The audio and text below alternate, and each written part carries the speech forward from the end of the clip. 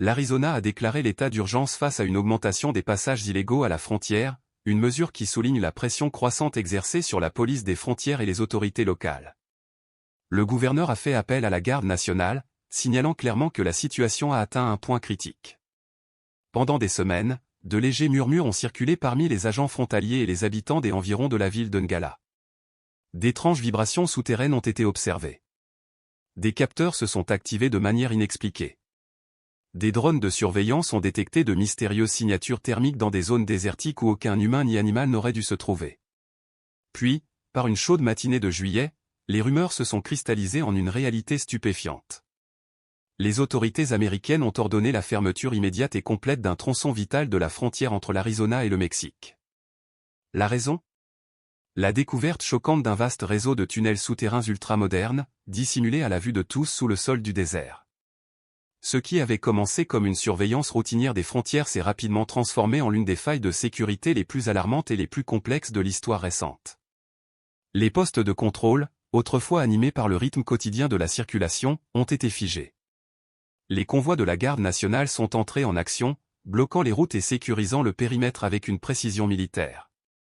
Des tentes tactiques ont surgi dans le désert, tels des avant-postes de guerre.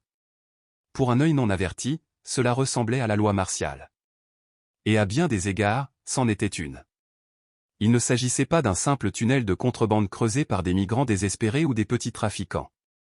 Ce que les autorités découvrirent fut stupéfiant, un labyrinthe souterrain tentaculaire équipé de systèmes de ventilation, d'éclairage électrique et même de voies ferrées. Il s'étendait sur des kilomètres sous le terrain aride, conçu avec une telle finesse qu'il ressemblait davantage à un bunker militaire qu'à un passage clandestin. Le tunnel comportait de multiples entrées et sorties dissimulées, certaines dissimulées dans des bâtiments abandonnés, d'autres se fondant harmonieusement dans des formations rocheuses naturelles. C'était un chef-d'œuvre de construction secrète et une révélation dévastatrice d'une faille de sécurité nationale trop grave pour être ignorée. Les premiers indices apparurent grâce à l'imagerie satellite, révélant des changements inhabituels dans le paysage, un terrain pourtant stable depuis longtemps. Cette anomalie déclencha une enquête souterraine coordonnée, menée par une force d'intervention multi-agences. Les découvertes des enquêteurs firent froid dans le dos.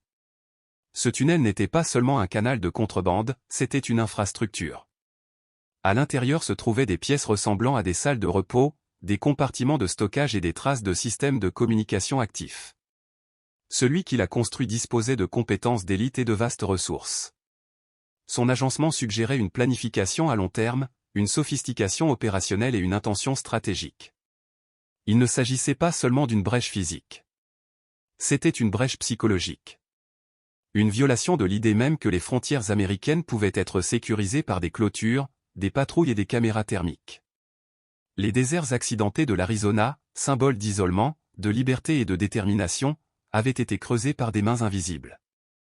L'État ne se contentait pas de colmater une brèche. Il était confronté à un changement de paradigme. La sécurité aux frontières, longtemps ancrée dans des mesures de dissuasion visibles, venait d'être contrainte de compter avec un ennemi invisible. Pendant des décennies, les efforts de sécurité se sont concentrés sur les murs et les drones. Mais ce tunnel a prouvé que le danger n'arrive pas toujours à la vue de tous. Il se cache en dessous. Il calcule. Il attend. Cette découverte a révélé que les méthodes de surveillance traditionnelles peuvent donner aux autorités une fausse confiance, tandis que des menaces cachées se déroulent sous leurs pieds. Il ne s'agissait pas seulement d'un défi logistique, mais d'une atteinte directe à la psyché de la défense nationale. Son emplacement n'était pas accidentel. Le tunnel passait sous un corridor très fréquenté entre Ngala et Tucson, une zone où l'immigration légale, le commerce et la vie civile s'entremêlent. Précisément le genre d'endroit où la vigilance est relâchée par la routine. Cela signifiait que les constructeurs n'étaient pas seulement des ingénieurs qualifiés, mais de brillants stratèges. Ils savaient non seulement comment creuser, mais aussi où creuser. La construction du tunnel était différente de tout ce que les agents des frontières avaient pu rencontrer auparavant. Au lieu de terre meubles et de supports aléatoires, ils ont trouvé des renforts de haute technologie, des murs composites, des matériaux anti-résonnants pour dévier les sonars et un revêtement de sol sensible à la pression conçu pour masquer les mouvements et la chaleur corporelle. Il s'agissait d'une ingénierie de niveau militaire, personnalisée pour la furtivité et la durabilité dans un environnement hostile à la fois au-dessus et au-dessous du sol. Mais le véritable choc est venu de ce qui était caché à l'intérieur. Nichés dans des alcôves se trouvaient des caisses scellées sous vide. Leur contenu? Des armes surpuissantes, des appareils de communication cryptés, des documents falsifiés en plusieurs langues et des outils d'usurpation biométrique capables de contourner les scanners d'empreintes digitales et rétiniens. Il ne s'agissait pas de contrebande. C'était de l'infiltration. Des traces d'usure sur le sol indiquaient que le tunnel était opérationnel depuis des mois, voire des années. L'intensité des mouvements suggérait non seulement un trafic d'êtres humains, mais aussi un transport de marchandises à grande échelle. Machines. Équipements. Peut-être même du personnel. Une question sans réponse se posait, qu'est-ce qui avait déjà traversé ce tunnel? Et où était-il passé? La fermeture d'urgence qui s'ensuivit fut à la fois un cauchemar logistique et un acte symbolique puissant. En quelques heures, le commerce fut paralysé. Les routes de camionnage sombrèrent dans le chaos. Les petites entreprises peinèrent à survivre. Et le public, autrefois inconscient, commença à saisir l'énormité de ce qui avait été découvert. Bien que les autorités aient refusé de communiquer des mesures exactes, des sources proches de l'enquête ont confirmé que le tunnel s'étendait sur au moins 10 km, traversant plusieurs niveaux de sécurité. Les analystes l'ont comparé au tunnel de la guerre froide sous Berlin, mais en plus perfectionné, plus précis et bien plus dangereux. Il ne s'agissait pas de l'œuvre de gangs locaux. C'était un acte systémique, sophistiqué, probablement commandité par l'État ou soutenu par des réseaux criminels transnationaux dotés de ressources militaires. Ce qui rendait la situation encore plus inquiétante était le terrain au-dessus du tunnel, de vastes étendues de broussailles sèches et de réserves naturelles, des endroits habituellement considérés comme à faible risque. Dans leur isolement silencieux, ces lieux étaient devenus une couverture idéale. Alors que les équipes de police scientifique déployaient des radars et des robots de reconnaissance, elles découvrirent que le tunnel n'était pas linéaire. Il se ramifiait comme des veines sous le sable, marqué de symboles énigmatiques, de panneaux directionnels et d'indicateurs de danger. L'électricité provenait de panneaux solaires dissimulés au milieu de ruines antiques. Des relais de communication envoyaient des messages courts et cryptés, évitant ainsi les canaux de surveillance traditionnels. Ce n'était pas improvisé.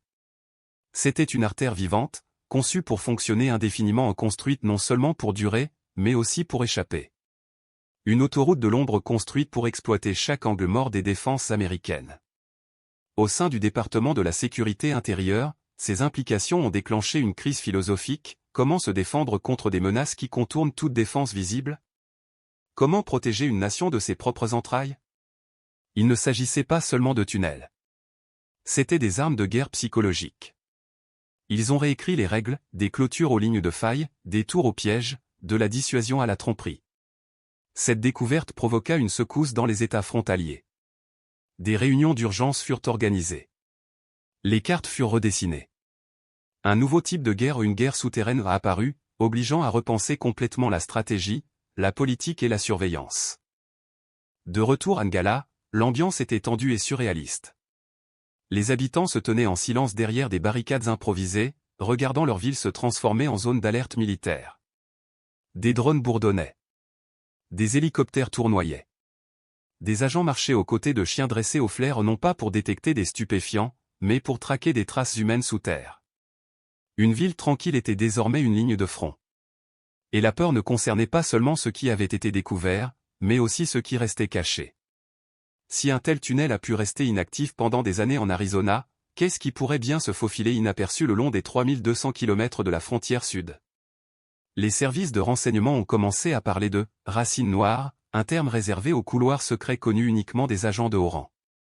Certains étaient des leurs. D'autres, actifs, attendaient le signal de déploiement. La fermeture de l'Arizona n'était pas une simple réponse, c'était un coup de semonce. Une posture défensive contre un phénomène bien plus vaste. Chaque centimètre du tunnel révélait de nouvelles énigmes. Certaines zones étaient protégées par des matériaux anti-explosion, suggérant l'anticipation de raids. D'autres menaient à des impasses, remplies de caisses factices et d'outils abandonnés ou une diversion stratégique. C'était un jeu mortel du chat et de la souris, un jeu que les constructeurs semblaient gagner. Les experts en guerre psychologique ont commencé à considérer le tunnel non seulement comme une menace, mais aussi comme un message.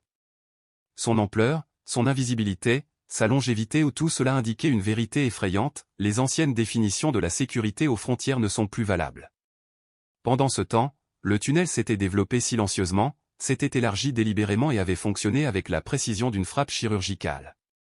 Sa présence, longtemps ignorée, jette désormais une ombre terrifiante sur le sentiment de sécurité du pays.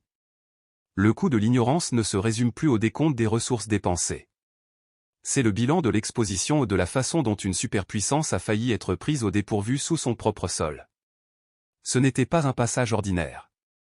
C'était un point d'interrogation gravé dans la terre elle-même, exigeant des réponses que personne n'était prêt à donner. Et tandis que la frontière restait hermétiquement fermée, les questions persistaient. Elles résonnaient dans les couloirs obscurs des profondeurs du désert. Ce qui avait commencé comme une brèche localisée s'est rapidement transformé en quelque chose de bien plus inquiétant, une prise de conscience nationale de la profondeur de la vulnérabilité qui s'y était installée. Bien que la menace immédiate ait été neutralisée, l'ampleur et la sophistication du tunnel ont révélé des failles dans les fondements même de la défense nationale, des failles impossibles à combler par des barbelés ou des coups de pied sur le sable. Cela a imposé un examen de conscience rigoureux. Malgré leur surveillance de pointe et leur dispositif de sécurité de plusieurs milliards de dollars, les États-Unis avaient sous-estimé non seulement la créativité de l'ennemi, mais aussi l'évolution de la guerre moderne. Le tunnel n'a pas seulement révélé une brèche, il a mis au jour une guerre menée en silence, discrètement, au-delà de l'horizon des stratégies de défense conventionnelles. Il ne s'agissait pas d'un conflit mené avec des chars ou des drones. Il s'agissait d'une campagne orchestrée par des exercices, des tromperies et des données. Les cerveaux qui l'ont percé avaient probablement accès à des relevés géologiques, à des images satellites et à des plans d'infrastructures urbaines. Ils ne creusaient pas à l'aveuglette, ils exécutaient un plan avec une précision scientifique. Ce n'était pas de l'improvisation. C'était une invasion calculée sous nos pieds, orchestrée avec une intention méthodique. Les analystes de la sécurité ont été contraints d'affronter une douloureuse vérité, alors que la politique nationale était obsédée par les murs, les portes et la supériorité aérienne, le véritable front de bataille s'était déplacé sous terre. Malgré les progrès de la surveillance souterraine avait longtemps été sous-financée et sous-estimée. Des capteurs sismiques et des technologies de détection de tunnels obsolètes avaient été déployés de manière éparse dans les régions les plus vulnérables. La découverte du tunnel fut une révélation stupéfiante, une mise en accusation de priorités mal réparties et de défenses insuffisamment préparées. Les adversaires n'avaient pas besoin d'armes plus puissantes, ils disposaient de quelque chose de plus puissant, la prévoyance. L'audace de la conception du tunnel a stupéfié même les agents de renseignement les plus expérimentés. Des compartiments modulaires ont été découverts le long de son parcours, certains semblant servir de centre de traitement. Des bureaux pliables, des scanners biométriques et des tablettes de communication cryptées jonchaient une zone, suggérant qu'il ne s'agissait pas seulement d'une voie de transport. Il s'agissait d'un centre névralgique opérationnel, peut-être même d'un poste de commandement. Puis, quelque chose d'encore plus inquiétant est arrivé. Des scanners infrarouges ont révélé des résidus biologiques, preuve que des animaux avaient été utilisés pour simuler des déplacements dans le tunnel, probablement dans le cadre de tests élaborés visant à échapper à la détection thermique et olfactive. Cages et passages capitonnés laissaient entrevoir un environnement contrôlé, méticuleusement conçu pour l'expérimentation. Il ne s'agissait pas seulement de faire passer des personnes clandestinement. Il s'agissait de perfectionner la furtivité. Les agents découvrirent plus bas une chambre climatisée, équipée de sa propre alimentation électrique, d'un système de filtration de l'air, de conserves, de sacs d'hydratation et de kits médicaux. Ce n'était pas de l'improvisation. C'était de la résilience gravée dans la pierre. Le tunnel était plus qu'un simple passage, c'était un organisme autonome. De retour dans les centres de commandement, les équipes de renseignement stratégique ont mis les bouchées doubles. Chaque élément de preuve est devenu un fil conducteur essentiel d'un vaste réseau d'analyse. Les linguistes ont déchiffré les symboles codés sur les poutres du tunnel. Les spécialistes des données ont reconstitué des plans numériques fragmentés. Les ingénieurs en structure ont travaillé à rebours pour retracer l'origine et le calendrier de la construction, à la recherche des architectes de cette incursion silencieuse. Mais ce qui glaçait le plus les enquêteurs n'était pas la complexité du tunnel, mais l'absence totale de bruit. Pas de bavardage. Pas de transactions. Pas de perturbations significatives dans la chaîne d'approvisionnement. Silence. Un silence délibéré, absolu. L'opération avait été entourée de plusieurs couches de secrets, probablement maintenues par un système d'équipes compartimentées, chacune ne connaissant qu'une partie de l'ensemble. Ce n'était pas l'empreinte d'une activité de cartel. C'était la signature d'une opération de renseignement. Pendant ce temps, les géologues légistes ont commencé à étudier les strates environnantes et ont découvert des résidus de forage datant de près d'une décennie. À certains endroits, des formations minérales naturelles s'étaient refermées sur des puits abandonnés, révélant que l'exploration initiale avait commencé bien avant que quiconque ne s'en aperçoive. Il ne s'agissait pas d'un travail bâclé. Il s'agissait d'une campagne de patience, de dissimulation et d'investissement stratégique. Les analystes militaires se sont concentrés sur le système ferroviaire intégré du tunnel. Construite en alliages anti-reflets et soutenue par des traverses amortissantes, les voies ne portaient aucun marquage industriel. Elles semblaient avoir été fabriquées sur mesure, probablement à l'étranger, par des fabricants spécialisés dans les équipements logistiques intraçables. Il ne s'agissait pas de simples voies, mais d'artères.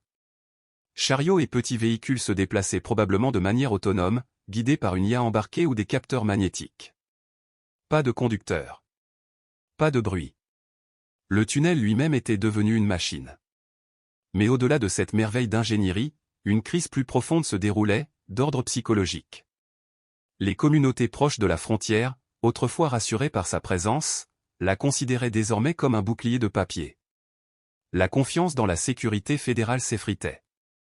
Véhicules blindés et patrouilles d'agents offraient peu de réconfort. Les gens se sentaient trahis, vulnérables sous leur propre toit, tandis qu'un couloir fantôme s'insinuait sous les maisons, les écoles et les commerces. Dans les comtés environnants, les écoles ont mis en place de nouveaux exercices de confinement, adaptés aux menaces souterraines. Les unités d'intervention d'urgence ont commencé à se coordonner avec les géologues pour élaborer des protocoles en cas d'effondrement ou de fuite de gaz souterraine. On n'était plus dans les thrillers d'espionnage ou les jeux de guerre. La peur s'est emparée de nous, non pas de ce que l'on savait, mais de ce que l'on avait manqué. À Washington, l'incident a déclenché des réunions d'urgence au plus haut niveau. Les membres du Congrès ont exigé une réévaluation complète des priorités de la sécurité intérieure. Pendant des années, la défense des tunnels n'avait reçu qu'une fraction du financement consacré aux menaces aériennes et cybernétiques. Cette négligence s'était désormais manifestée par un vide béant ou une accusation silencieuse et accablante, courant sous les sables de l'Arizona. En réponse, des ministères qui interagissaient rarement aux défenses, énergie, sécurité intérieure ont uni leurs forces. Il ne s'agissait plus d'immigration ou de contrebande. Il s'agissait d'infrastructures, de guerre asymétrique et de résilience nationale. Les unités autrefois chargées de surveiller les bunkers nucléaires ont été réaffectées à l'analyse des sols civils. Des ingénieurs miniers ont été recrutés auprès du secteur privé pour fournir des services de consultation. Par nécessité, une nouvelle doctrine a émergé, reconnaissant que les adversaires de l'Amérique n'étaient pas seulement aux portes. Ils étaient déjà à l'intérieur, creusant des tunnels en contrebas. Et pourtant, la question la plus obsédante restait sans réponse, pourquoi ? Si l'infrastructure du tunnel laissait entrevoir un trafic ou un espionnage ou équipement biométrique, plateforme modulaire, conserves alimentaires, sa finalité restait un mystère. Était-il destiné à faire passer clandestinement du personnel ? À servir de corridor de données à l'abri de la surveillance satellite ? Ou pire encore, était-ce un point d'accès pour une future attaque à venir ? Les spéculations allaient bon train. Certains analystes craignaient que le tunnel ne soit une zone de préparation pour une mission de sabotage visant le réseau électrique ou les systèmes de transport voisins. D'autres suggéraient qu'il pourrait faire partie d'un réseau souterrain plus vaste, une artère parmi un réseau d'installations secrètes sous le sud-ouest américain. Personne n'a revendiqué l'incident. Aucune interception. Aucun bavardage. Toutes les théories restaient valables. La frontière restait fermée. La surveillance s'intensifiait au-dessus et, plus urgent encore, au-dessous. Une nouvelle génération de capteurs a été déployée, des machines capables de détecter les vibrations des profondeurs terrestres, les fluctuations thermiques et les variations électromagnétiques. Des drones militaires de type tunnel, autrefois utilisés dans les guerres souterraines afghanes, ont été remis au goût du jour et reprogrammés pour un usage national.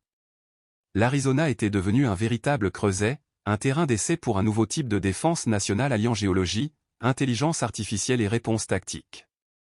Une fois la situation retombée, la géopolitique s'est enflammée. Les pays voisins exigeaient de la transparence. Leurs gouvernements, soucieux d'éviter toute implication, étaient néanmoins impatients de comprendre comment un tel tunnel pourrait être construit sans être détecté. Les canaux diplomatiques cryptés bourdonnaient d'activité. Les Alliés ont proposé leur aide, non seulement par solidarité, mais aussi par intérêt personnel.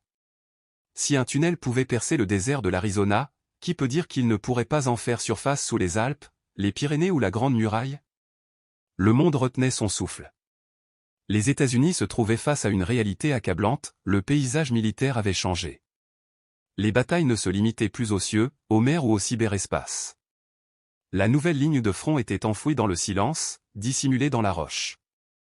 Et les outils de défense traditionnels aux satellites, radars, puissance de feu ne pouvaient pénétrer la pierre.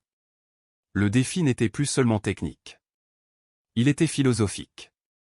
La sécurité devait évoluer, non seulement pour défendre la surface, mais aussi pour faire face à un champ de bataille tridimensionnel où le danger venait désormais d'en bas. La Terre elle-même était devenue le nouveau théâtre de guerre.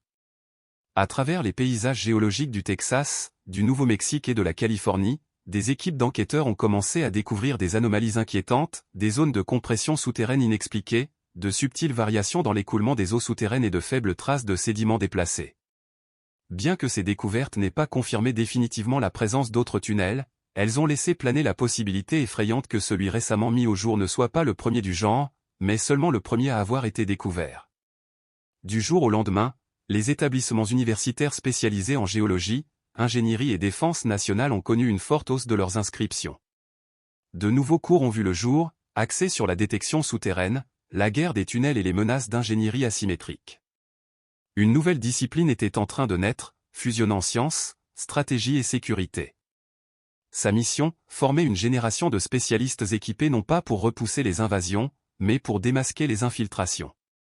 Pourtant, la question de savoir qui se cachait derrière le tunnel restait désespérément sans réponse. Les services de renseignement ont épluché les archives de surveillance, passé au crible les communications interceptées et réexaminé des années de registres d'activités frontalières à la recherche d'un indice. Aucun élément concluant n'a émergé. La discipline et le silence absolu requis pour mener à bien une telle opération n'ont révélé que des acteurs de haut niveau, des maîtres de la tromperie ou des agents étatiques dissimulés à la vue de tous. Était-ce l'œuvre d'un cartel? D'une agence de renseignement étrangère? D'une alliance insaisissable entre les deux? La vérité restait insaisissable. Au fil des jours et des semaines, la fermeture près du site de la découverte prenait une sombre tournure. Le désert autour du tunnel était devenu une zone interdite, entourée de clôtures, de projecteurs et de patrouilles 24 heures sur 24. De lourdes machines furent déployées pour entreprendre une excavation massive. Des plans furent élaborés pour combler le tunnel de mousse haute densité et de béton armé ou une sorte d'enterrement empêchant toute utilisation future. Mais des doutes subsistaient. Le béton pouvait-il réellement enterrer une idée? Le tunnel était peut-être physiquement scellé, mais le concept avait déjà échappé à l'esprit des adversaires. Un plan de subversion avait été dévoilé. L'impact a résonné à travers le pays comme une onde de choc sismique. Les responsables politiques se sont empressés de revoir leur programme. Les entreprises de défense ont accéléré le développement de nouveaux outils de détection souterraine. Les protocoles d'urgence ont été réécrits pour inclure les menaces souterraines. Les citoyens ordinaires ont commencé à se demander non pas si le danger arrivait, mais où il se cachait. Le terrain avait changé, littéralement et symboliquement. L'Arizona, longtemps associé aux tensions frontalières, incarnait désormais une nouvelle frontière dans la guerre. Non pas un conflit d'armes et de bombes, mais de silence, d'ombre et de terre. La terrifiante découverte sous le désert avait redessiné la carte de la perception de la menace. Aucune institution militaire, politique ou civique ne pouvait se permettre de fonctionner selon d'anciens présupposés. Alors que le soleil tapait sur le secteur fermé, le confinement restait en place. Les routes étaient barricadées. Les patrouilles se relayaient sans interruption. Un étrange silence planait dans l'air, comme un souffle retenu. Les journalistes campaient aux abords, à la recherche désespérée de la moindre information auprès des entrepreneurs de passage ou des commentaires spontanés des autorités. Les drones ont été cloués au sol, et même les avions privés ont été détournés loin du site. Ce qui se trouvait sous l'Arizona n'était pas seulement sensible, c'était devenu un lieu sacré dans une nouvelle ère de sécurité nationale. Dans une enceinte fortifiée à proximité, les analystes ont travaillé sans relâche pour construire un modèle 3D complet du tunnel et de ses ramifications. Cette reconstruction numérique a permis aux experts de simuler des tentatives de brèche, de cartographier les flux de transport et même de projeter des extensions hypothétiques en fonction de la densité du sol entourant la structure. Une évaluation plus large des menaces a été réalisée, non seulement concernant le tunnel lui-même, mais aussi ce que le terrain environnant pouvait cacher. L'opération avait dépassé son cadre militaire. Ingénieurs civils, géologues, architectes et urbanistes furent mobilisés pour établir une carte exhaustive des vulnérabilités du sous-sol, couvrant un rayon de 80 km. Chaque faille naturelle, cavité souterraine et vide artificiel fut cartographiée. L'objectif n'était plus simplement de localiser d'autres tunnels, mais de comprendre comment le terrain lui-même pouvait être militarisé. Un schéma inquiétant a commencé à émerger. Les analystes ont associé des années de mouvements de cartels, de poussées de trafic et de ralentissements inexplicables des forces de l'ordre à la période d'activité présumée du tunnel. Zone de largage le long d'autoroutes isolées, pic d'activité dans des entrepôts près de Tucson, tout cela correspondait étrangement à la chronologie du tunnel. Bien qu'il fût impossible de relier directement des crimes individuels au tunnel, les preuves étayaient une sombre théorie, d'importantes quantités de contrebande de drogue, armes, devises liées avaient probablement transité inaperçues pendant des années. Pour les agents de police expérimentés, les implications étaient stupéfiantes. Cette structure à elle seule jetait une ombre sur chaque disparition inexpliquée, chaque opération sans issue, chaque perte, fortuite, de surveillance. C'était comme si une autoroute invisible avait été exposée ou une autoroute qui avait toujours été là, juste hors de portée, se moquant de tous les systèmes de détection conçus pour l'arrêter. Mais la révélation la plus troublante n'était peut-être pas ce qui se déplaçait dans le tunnel, mais qui. Des échantillons de fibres, des morceaux de vêtements et des traces biométriques indiquaient la présence d'individus sans empreinte numérique. Aucune empreinte digitale dans les bases de données mondiales. Aucune correspondance ADN. Aucune trace électronique. Les agents de renseignement leur ont donné un nom, les fantômes. Étaient-ils des mercenaires? Des agents? Des victimes d'expérimentation? Personne ne pouvait le dire. Mais leur existence suggérait un niveau de contrôle quasi surnaturel ou une opération de contrebande si précise qu'elle effaçait ses passagers de l'histoire. Et si cela s'était produit une fois, cela aurait pu se reproduire 100 fois. Ce qui signifiait que des agents inconnus pouvaient déjà être implantés au plus profond des frontières américaines, œuvrant en silence. L'onde de choc a touché des secteurs très éloignés des services traditionnels de sécurité aux frontières. Centrales électriques, réservoirs d'eau et centres de données ont commencé à examiner leurs propres vulnérabilités sous la surface. Le département de la sécurité intérieure a émis des mandats d'audit d'accès souterrain dans un rayon de 30 km de toute infrastructure critique. Les géants de l'énergie et des télécommunications ont commencé à recruter des experts en détection de tunnels. La panique n'a pas éclaté publiquement, mais derrière les portes closes, la ruée était bien réelle. La géologie naturelle elle-même compliquait la tâche. Les couches sédimentaires et le sol riche en minéraux de l'Arizona constituaient un véritable voile, déconcertant même les systèmes de détection les plus avancés. Les radars à pénétration de sol, les sonars et les scanners électromagnétiques peinaient à fournir des images claires de la profondeur et de la complexité du tunnel. Il ne s'agissait pas seulement d'un angle mort en matière d'infrastructure, mais aussi d'un angle mort en matière de défense nationale. Pour faire face à la crise croissante, les décideurs politiques ont proposé la création d'une nouvelle agence au sein du département de la sécurité intérieure, le Bureau pour l'intégrité du sous-sol. Cet organisme servirait d'organe de coordination entre le renseignement militaire, les géologues, les ingénieurs et les unités de contre-espionnage, chargés d'identifier, de prédire et de neutraliser les menaces souterraines avant qu'elles ne dégénèrent en catastrophe. Parallèlement, les spécialistes de l'IA ont commencé à développer les premières itérations de ce qu'ils ont appelé les systèmes DeepPass, des outils d'apprentissage automatique entraînés à détecter les variations géométriques anormales dans les données sismiques et pédologiques. Avec suffisamment de données, ils espéraient que ces algorithmes pourraient prédire le début de la construction de tunnels avant qu'elles ne soient matures. Mais ces systèmes n'ont pas été déployés avant des années. D'ici là, le pays est resté partiellement aveugle. Pendant ce temps, une équipe d'enquêteurs indépendants s'est attachée à retracer le parcours de construction du tunnel. Ils ont examiné chaque centimètre carré de la structure, alliage métallique des systèmes ferroviaires, circuits imprimés des commandes de ventilation, adhésifs des joints. Les composants révélaient une histoire mondiale, usines clandestines d'Europe de l'Est, marchandises détournées d'Asie de l'Est, sociétés écrans opérant depuis les ports des Caraïbes. C'était un labyrinthe de faux drapeaux et de pistes enterrées. Même le financement laissait des traces obscures, portefeuilles de crypto-monnaies, virements bancaires non enregistrés, communications anonymes sur des plateformes cryptées. Ce n'était pas la signature d'un cartel ordinaire. Cela présentait les caractéristiques de quelque chose de bien plus sophistiqué, un mariage d'économies parallèles et de stratégies étatiques.